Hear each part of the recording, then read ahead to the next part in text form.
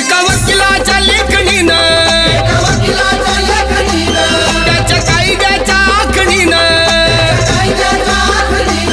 आमच्या हक्काचं लेखन व माय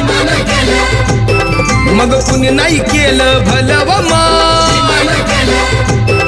अग दिल्लीचं दालन फुलं व माय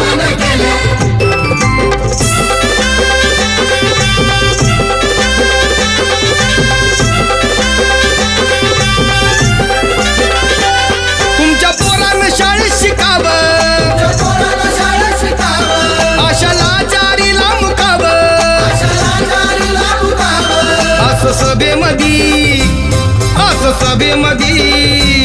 असं सभेमधी भाषण व माय मग कुणी नाही केलं भलं व